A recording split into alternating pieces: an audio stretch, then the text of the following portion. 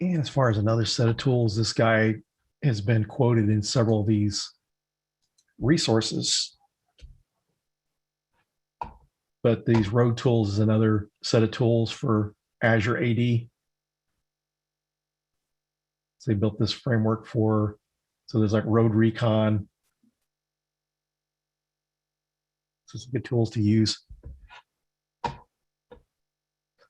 We haven't shared the slide link, but I am posting the URLs up in here. So I guess whenever the boot camps, I'm not sure what all they provide, if they put the slides up there too as well, but you'll be able to see the resources in there. So I just posted that up there. And you might get with it if anyone on the boot camp been keeping up with the URLs. So maybe you might see if someone else has kept track of those URLs if you want those, because I've been posting up the URLs. When I get reminded, sometimes I forget. I posted to just myself or the panelist at times too. So fortunately, I've got a good group of students here that keep me on my toes. And so the GitHub repository for this can be found here. So this is a set of tools that you could use, and kind of some techniques and stuff we discussed earlier in the boot camp. But I'll go ahead and post this up for like password spraying. This tool by Bo from Black Hills Information Security Group, also goes by Daft Hack. There's this Microsoft Online Office tool for password spraying.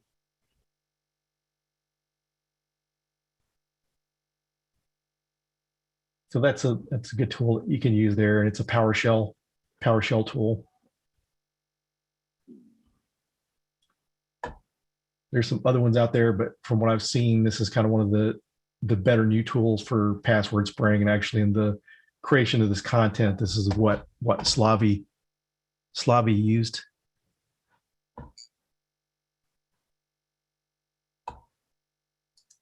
And also, one of the things that I need you all to do is we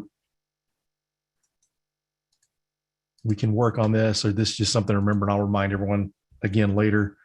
But first boot camp I neglected to share the evaluation form with attendees.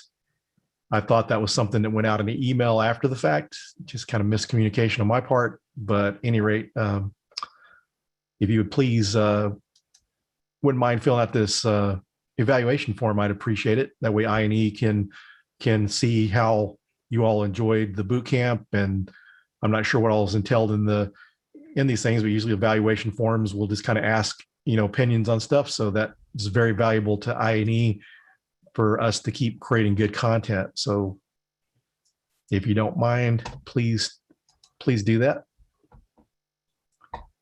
And so that's there if you want to work on that. We will save like the last part of the boot camp coming up for evaluations. So some other tools here.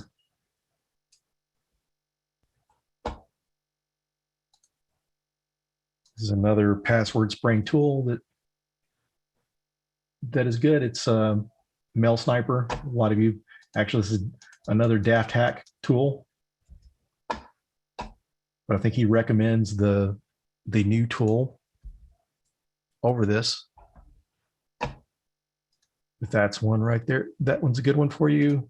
Also, Byte Bleeder, the creator of Crack Map Exec, he has a password spraying tool.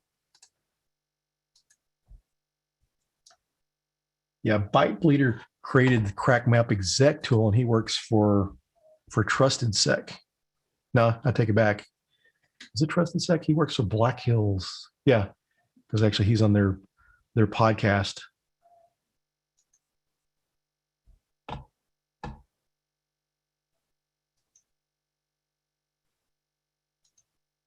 And so we showed some of the man in the middle tools the other day. There is We showed Evil Nginx we talked about, but there's also another tool out there. This is a similar type man-in-the-middle tool.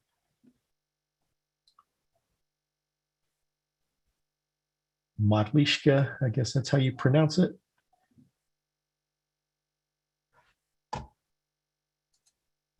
And this is for doing man-in-the-middle attacks. So that's really why we really talk about this course. When you're doing the red teaming tactics, you're doing man-in-the-middle type of attacks and more of the phishing stuff. Although this is good, this is a way to advance your skill set, because red teaming is more of an advanced pen testing skill set. So when you're starting out as a pen tester, you're going to do more generalist type stuff. You're not really worried about going undetected. Some cases, that could change from pen test to pen test, then you can do different types of pen tests. So this is kind of learning those basics as you go along, your reconnaissance. When you're doing non-red team type of engagements, you're doing things like vulnerability scans. So learning how to do all that, you can get into positions where you can do all that. So what program you use currently on red team tasks to evade AV stuff? Yeah, I'm trying to think right offhand. I've got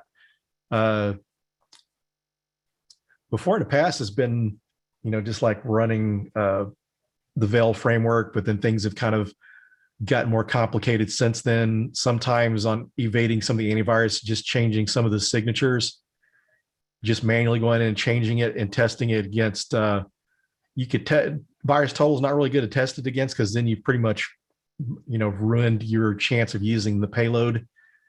But something like that. And there's some other tools out there I wish I really could think of that Malware Jake uses to test malware with, that I've got a really good friend that is good at obfuscating code. He's bought different commercial tools that you could use to obfuscate the code. But one of the things just currently is going through, and there's one tool that you can actually add bytes to payloads. I think it adds like 100, maybe adds like 100 megabits to it, and past a certain number of megabits, some of these EDRs kind of overlook it and let it pass.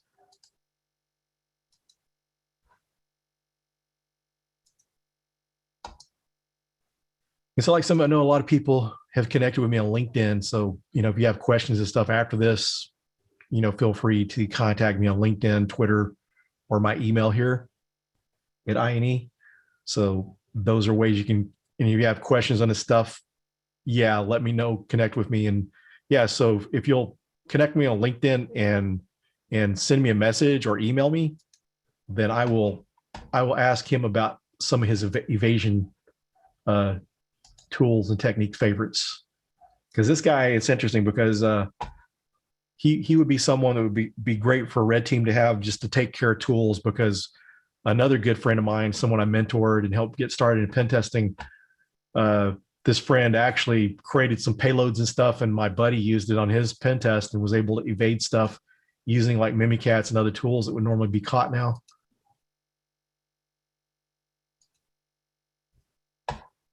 So just message me on LinkedIn or either email me. So my email address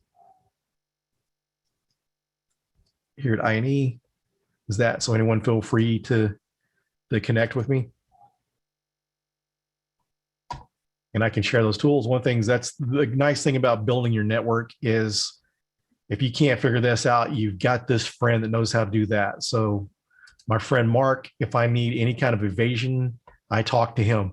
Chances are he's got something pre-built that I could use that I don't even have to run the obfuscation on. So those are great points, George. And sometimes it's using a combination of techniques. And like when it comes to web app related stuff, encoding works really good on some of those attacks, because like cross-site scripting, sometimes just regular straight up cross-site scripting code is going to get blocked. But if you do even maybe HTML encoding, sometimes it'll bypass. So that's kind of the same things with that. But great points there, George. And that actually covers the content for the final day of the boot camp. Those I had some tools that I shared, and uh, actually, if you all could complete that register or the evaluation form, I appreciate that. And we'll have in July, I'll have another boot camp coming out. And as mentioned, we got Tracy doing more cloud stuff, more from the cloud perspective, technology wise, administration wise. Then Jason is doing his digital forensics incident response boot camp that's coming up, which you won't want to miss.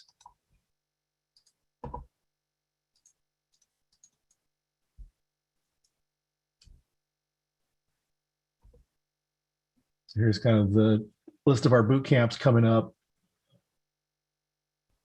So Tracy's Rohit has one. So if you're a Cisco guy or person or gal, if you're into Cisco, then Rohit has his identity management using Cisco ICE coming out. And then Tracy has his cloud application management coming out. It's a 3-day boot camp. And then the legendary Jason Alvarado has got his boot camp coming up.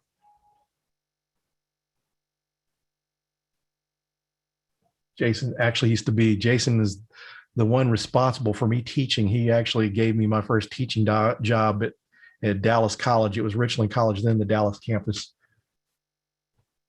So Jason is consulted in DFIR and as well as an educator. So, you kind of get the nice thing about I&E is you get the real world stuff as well as, the education piece. And so Jason has a really good academic background as well as real world experience, consulting in DFIR. Like Jason, his trigger word is Cobalt Strike. So you don't say that around Jason. Okay, so if we could get everyone, please remember to do the evaluation. That would be awesome.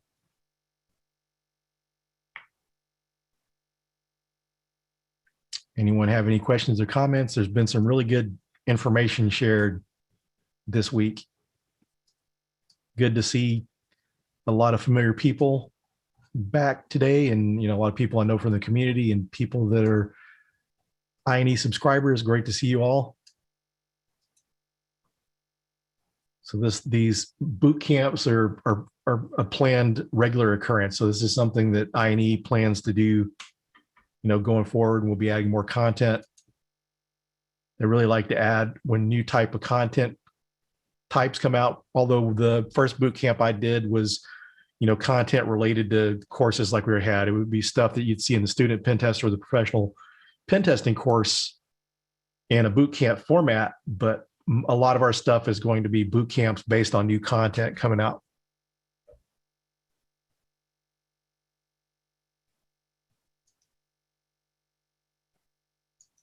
So Ali says, can you comment on the recent GitHub policy? What's your thoughts on the subject? Yeah, thanks for joining us. But yeah, so if anyone needs to leave, we're pretty much wrapped up. So the GitHub policy, I'm not really familiar with that. I don't guess I've seen that. I know if there's been, as far as like I know there's been some exploit code and some different tools taking down off of GitHub, if it's anything related to that. So that happens too much. I think a lot of people, thanks Jeffrey for sharing that. Okay. So thanks for sharing that. Yeah, so the thing is that if they take it down, then people use GitLab or something else. I don't think it's good for them from a customer perspective. I think that they will lose, some, users from that.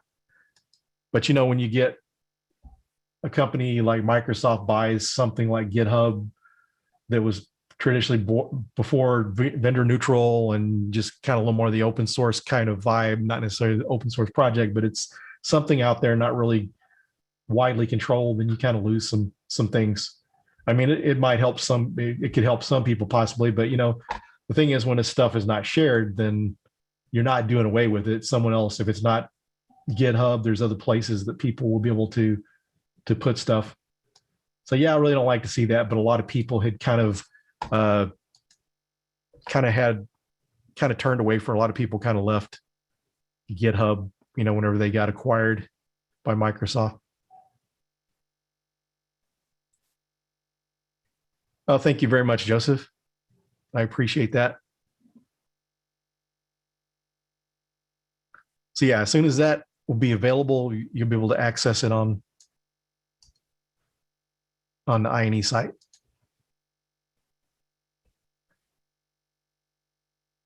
So Khalil says, I would recommend a different format for the boot camp with actual hands-on and deployment Azure environment.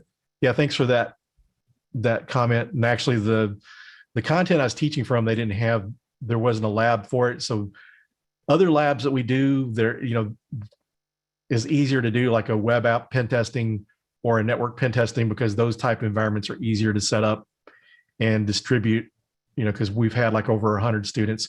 But thank you for that comment. So yeah, that's good information. And remember to fill out the evaluation form.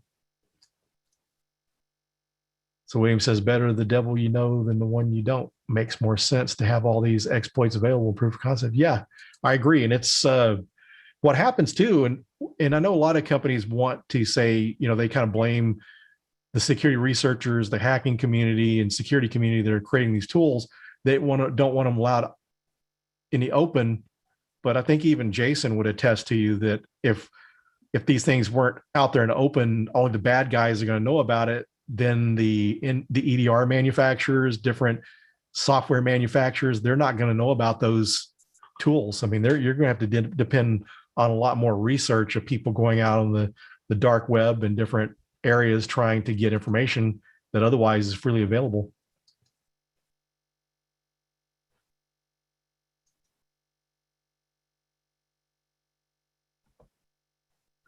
So very good comment, William. I agree with you there. But you see, like with tools like Mimikatz, it was open, available to anyone. Look at how things have evolved and improved.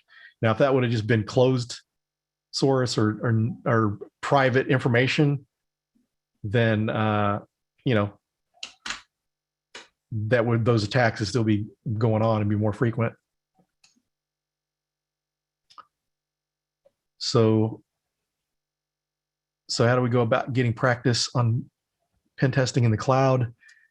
I think Azure and AWS will allow you like so many credits for doing, give you like free access, so you can set up there, because I know some of the courses you go through, like through Microsoft and maybe some other companies, but you can set up, like they got like student access. I think they give you like $200 credit to start out with, so you can set that up. Now, like when you get into some of the Azure environments, you have like WebGoat and some other environments that you can set up that you don't necessarily have that, but you can also set up things like in AWS and in Azure. So you just have to kind of set those up in your own. That's part of the reason that there weren't hands-on labs with this, because trying to set that up for all the people, and one of the options would have been is to, here's the instructions, set this up before class. But then it's just making sure everyone's able to get that. So Ben says local stack is something I want to check out. Yeah, thanks for sharing that.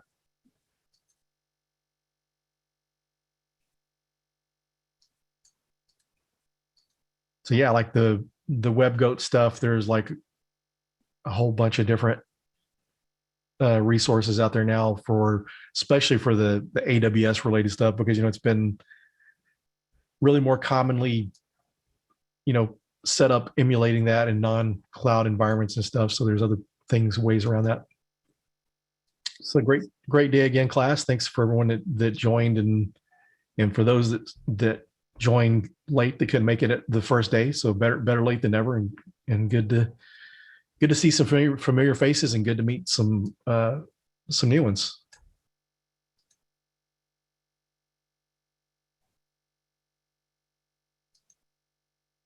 There's Palmy. I didn't see you earlier, so good to see you as always. So all these things too, when you're learning this stuff too, is when you learn these new technologies. Hey, Michael, good to see you there. Thanks for joining. As you learn this stuff, do research. Some of these links I shared, go out there and read those links and go through and look at the different technology and attack vectors. Keep notes of this stuff, and that's how you kind of learn and expand. Because my friend Mark that does all the obfuscation and stuff, this guy does in his free time. He's always, finding new tools to test, obfuscating it to get them to work around EDR and stuff. He's got to be quite the expert with it. Oh, okay, good. So they got that up there. So Joseph shared that they got the recon and vuln boot camp that I did. Okay, so that's good. Good to see that there. So that at first, with the offering the boot camps, there's the production phase they got to go through and take the videos and do editing and post those up. And then there's the web development and all that goes into setting up the courses. They have to do that with the boot camps. And so now that they've got the boot camp section set up for recorded boot camps, then that's going to make the turnaround probably a little quicker for adding new boot camps. Because, we just recently, I think either back in February or March is when we just started launching the boot camps again. This was something I&E had done in the past, and they wanted to bring that back. So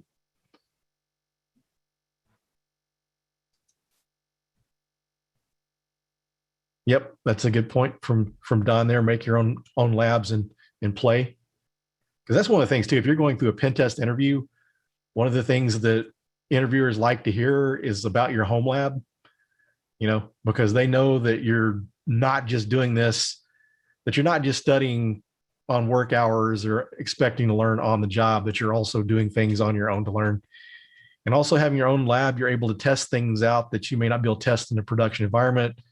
Even pen testers that are working as professionally, they've got labs set up so they can test proof of concept code in their home environment. There's some hack that comes out, you want to test it. Sometimes you don't only test in production, you want to see how it reacts in a lab environment before you do that. And that's a way to play around with attacks. So if you got some kind of attack that EDR might detect, try using it without antivirus or any kind of EDR running and see if you can pull it off. If that works, then add in the layer of antivirus and try to obfuscate, try to get around those antiviruses.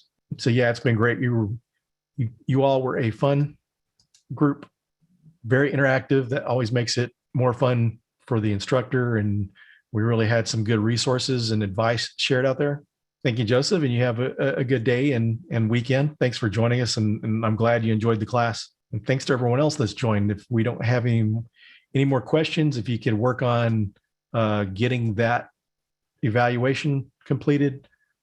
I know Khalil had some great comments. Share those. Feedback from our students is how we develop things. I mean, this is how we update things. This is, how we make things better. So we need everyone's input. So thanks again, everyone. Since we don't have any more questions, then we're going to call it a day. Thanks, everyone, and have a great weekend.